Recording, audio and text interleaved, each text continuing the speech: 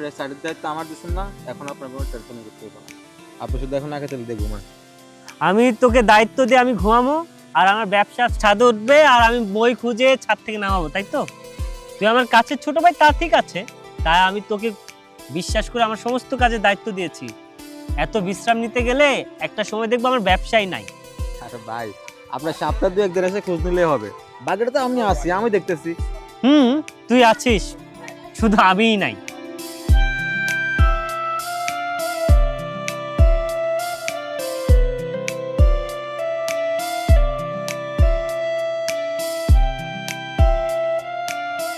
আচ্ছা ভাই, এই মেয়েটা আসতেছে, আপনি কি করে চিনেন?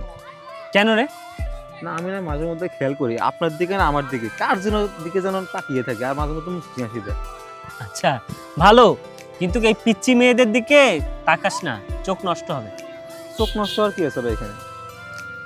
কি আছে সেটা পরে বুঝবে, এখন বুঝবি না।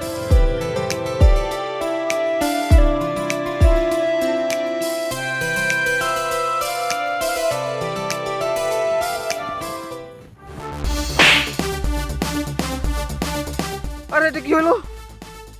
কি হইলো বুঝো নাই? আমাদেরকে হা করে তাকাইছ, আবার আমারে চোখ মারো। আমি কই হা করে তাকাইছিলাম, তুমিও তো তাকাইছিলে আমার দিকে। আমি তাকাইছি কিন্তু তোমার দিকে না, উনার দিকে। আর সেটা আজকে থেকে না, আরো 2-3 মাস আগের থেকে। কিন্তু সে তো আমার দিকে তাকায়ও না, আর একটু চোখও তো মারে না। এই পিচ্চি মেয়ে, তুমি আমাকে কেন মারলে? তোমাকে থাপ্পড় মারবো না তো কাকে মারবো? তুমি আমার দিকে তাকাও না কেন, চোখও মারো না। আর যদি আমার দিকে না তাকাও না, আরো থাপ্পড় বাকি আছে। এটা কেমন কথা? না তাকালে কেউ কি থাপ্পড় মারে? হ্যাঁ, মারতে হয়, ভালোবাসার অধিকার নিয়ে মারাই যায়। আরে বাবা, আমি তো তোমাকে ভালোবাসার অধিকার দেইনি। ভালোবাসার অধিকার কেউ কাউকে দেয় না, নিয়ে নিতে হয়। আর শোনো, আমি বিকালে দেখা করতে আসবো, এখন দেরি হয়ে গেল, কলেজে গেলাম।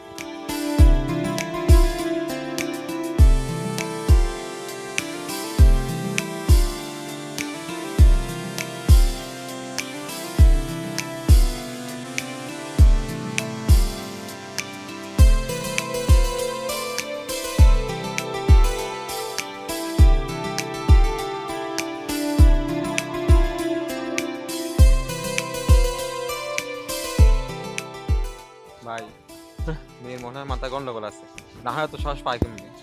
সেটা সত্যি, এটা পিচ্চি মেয়ে না রে, এটা একটা আগুন, আগুনের ফুলকি।